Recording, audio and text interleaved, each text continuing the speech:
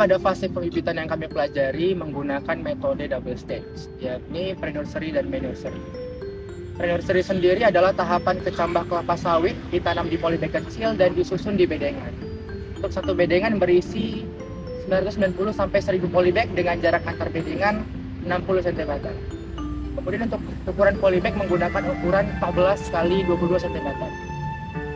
Penanaman di pre-nursery ini menghabiskan waktu selama kurang lebih 3 bulan. Pada PN, penyiraman dilakukan 2 kali dalam sehari, yakni di pagi hari sebanyak 250 cc atau mili, dan di sore hari sebanyak 250 cc atau mili. Jadi total penyiraman di PN itu dalam sehari sebanyak 500 cc atau 500 mili. Untuk pupuk yang digunakan pada PN, yakni pupuk urea, dengan dosis 2 gram per liter air.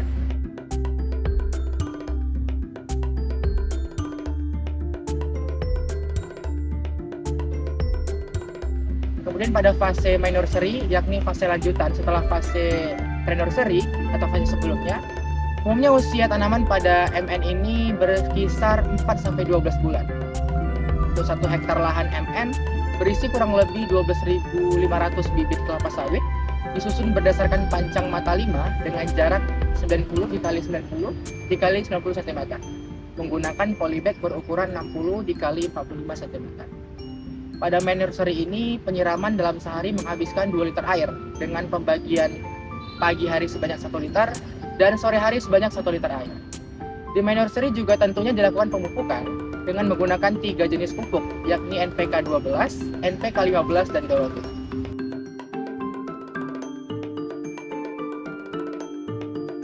Pada fase ini juga cukup krusial ya, karena terdapat beberapa penyakit yang bisa sangat fatal kalau nggak dikendalikan. Pada saat di fase MN ini, yakni penyakitnya itu karat daun, pulvularia, dan antraknosa. Jika tidak segera dikendalikan, maka penyakit ini bisa sangat berpengaruh nantinya ketika sawit berada di fase TBM dan TN.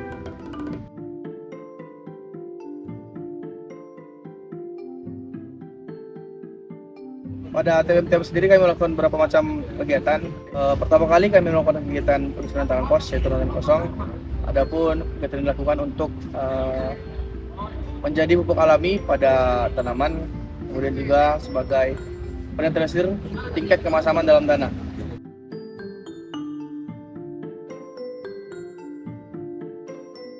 Kemudian yang kedua, kami lakukan LSU atau lab sample unit, di mana kami mengambil sampel daun untuk mengetahui tanaman tersebut kekurangan unsur apa. Adapun cara pengambilan sampel daun adalah diambil dari pelepah ke-17, di mana dimulai dari pelepah paling atas yang sudah terbuat sempurna. Kemudian kita melihat spiralnya. Jika spiral dari kiri, maka kita mengambil dari pelepah terbuka pertama dari kanan. Kemudian setelah pelepah dipotong, adalah tahap kedua, yaitu pengambilan anak daun. Adapun cara pengambilan anak daun yaitu diambil dari daun ekor kuda atau nut, ditandai dengan habisnya bidang datar pada pelepah. Kemudian diambil anak daun sebanyak 2 kanan 2 kiri, dan kemudian hasil dari anak daun tersebut akan dikirimkan ke PKS untuk mengetahui sekiranya pupuk apa yang sesuai untuk menyesuaikan penyakit yang terjadi atau kekurangan apa dalam tanaman tersebut.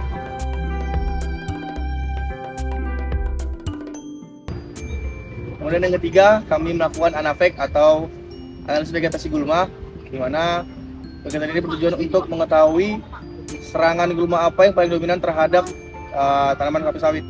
Lalu setelah kawat dilebar, kita akan melihat kawat tersebut jatuh di area gulma yang paling dominan apa.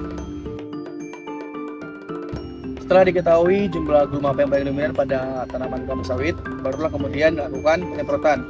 Namun sebelum melakukan penyemprotan, kami lakukan terlebih dahulu kalibrasi. Kalibrasi sendiri adalah proses penting untuk mengukur dan menyesuaikan jumlah pestisida yang akan disemprotkan oleh knapsack, dan juga dilakukan untuk memastikan aplikasinya merata dan persis tepat. Pada kalibrasi sendiri kami melakukan beberapa perhitungan, yaitu perhitungan curah nozzle dalam satu waktu 30 detik, kemudian lebar semprot dengan tinggi nozzle 60 cm dari tanah, kemudian perhitungan flow rate, kemudian volume semprot, dan yang terakhir adalah CPT atau Circle Pad TPH. Kemudian kami melakukan penyemprotan Penyemprotan sendiri dilakukan dengan menggunakan cairan glifosat. Kemudian setelah glifosat dicampur dengan air, lalu penyemprotan dilakukan dengan metode pembentukan angka 8 per setiap pohon. Kemudian setelah penyemprotan, kami belajar tentang jenis pupuk yang ada pada TBM dan TM. Pada TBM sendiri biasanya memakai pupuk NPK, dolomit, dan urea. Sementara untuk TM sendiri biasanya menggunakan NPK dan dolomit. Dolomit sendiri dipakai untuk menetralisir tanah. Lalu yang terakhir kami mengamati pohon yang terserang Ganoderma. Kemudian untuk parameter pohon yang terserang Ganoderma yang kami amati adalah yang pertama, batang sudah mulai keropos atau kerowak, dan yang kedua ketika dipukul sudah kopong, yang ketiga munculnya badan buah jamur, dan yang terakhir adalah produktivitas pada kelapa sawit menurun. Lalu ketika dalam satuan lahan sudah banyak yang terserang Ganoderma, maka disarankan untuk melakukan peremajaan atau replanting. Jadi, pada praktik panen dan pengangkutan ini, kami melakukan perhitungan AKP, angka kerapatan panen, yang dimana untuk perhitungannya adalah kami mengamati jumlah buah yang matang pada beberapa baris kelapa sawit. Kemudian nantinya jumlah buah matang yang kami amati dibagi dengan jumlah pokok sampel untuk melakukan AKP yang akan dipanen nantinya. Kemudian nanti setelah melakukan perhitungan AKP, selanjutnya kami membuat tempat pengumpulan hasil yang nantinya kami gunakan sebagai tempat pengumpulan buah kelapa sawit yang kami panen. Ukuran TPH-nya sendiri berukuran 3x4 meter. Untuk pembuatan TPH, kami melakukan penyiangan gulma terlebih dahulu. Kemudian setelahnya kami meratakan tanah agar topografinya rata dan membuat jalur air atau drainase pada TPH yang kami buat. Selanjutnya kami melaksanakan pemanenan. Panen adalah suatu rangkaian kegiatan potong buah matang sesuai kriteria. Mengumpulkan dan mengutip rondolan ke TPH. Jadi setelah dilakukan pembuatan TPH tadi, kami langsung melaksanakan pemanen. Adapun alat yang kami gunakan pada saat pemanen adalah yaitu egrek, kapak, fiber, ember, dan gancu. Dan tentunya kami menggunakan APD, yaitu alat pelindung diri pada praktik pemanen yang kami lakukan. Pada baris yang kami hitung AKP-nya, kami berhasil menurunkan 2 TBS. Selain melakukan penurunan buah, kami juga melakukan penurunan pelepah. Setiap pelepah yang kami turunkan, kami potong menjadi 2 atau 3 bagian dengan tujuan mempermudahkan pengangkutan pelepah ke gawangan madu. Selain itu, kami juga membuat pelapukan menjadi lebih cepat. Selanjutnya, buah yang telah diturunkan tadi akan dipotong pangkal batangnya menjadi berbentuk pikat. Tujuannya itu untuk agar kadar minyak pada TBS tidak menurun. Lalu buah yang kami angkut ke TPH dan disusun menjadi 5/10 baris.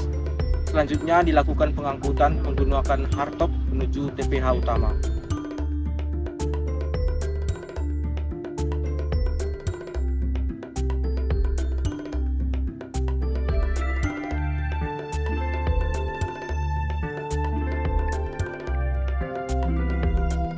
Setelah sampai di TPH utama, kami juga melakukan penggradingan pada buah yang kami turunkan dengan parameter buah mentah, kurang matang, dan kelewat matang.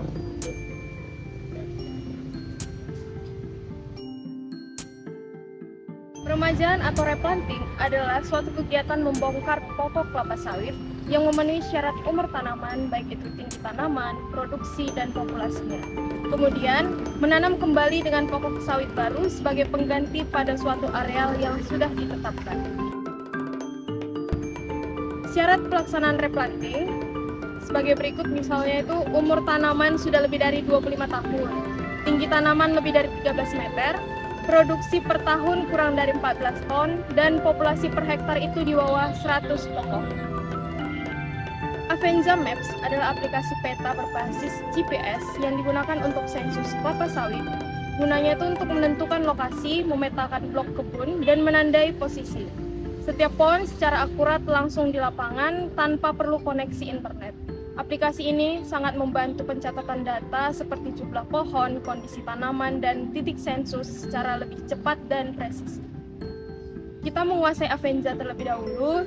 Langkah pertama itu mengunduh aplikasi, kedua mengimpor peta, mengumpulkan data di lapangan, menganalisis secara sederhana, dan yang terakhir itu menyimpan dan membagikan hasil.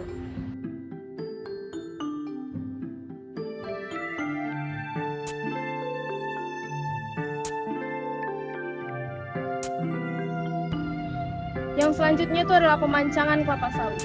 Pemancangan kelapa sawit ini adalah kegiatan penentuan dan penandaan titik tanam atau patok di areal kebun sesuai pola jarak dan arah barisan yang telah direncanakan agar tanaman tumbuh seragam, rapi, dan optimal.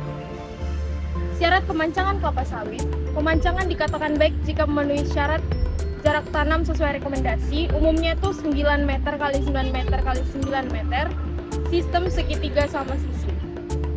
Arah barisan lurus dan sejajar, patok kuat, terlihat jelas dan tidak mudah bergeser, mengikuti kontur lahan dan sistem jalan atau drainase.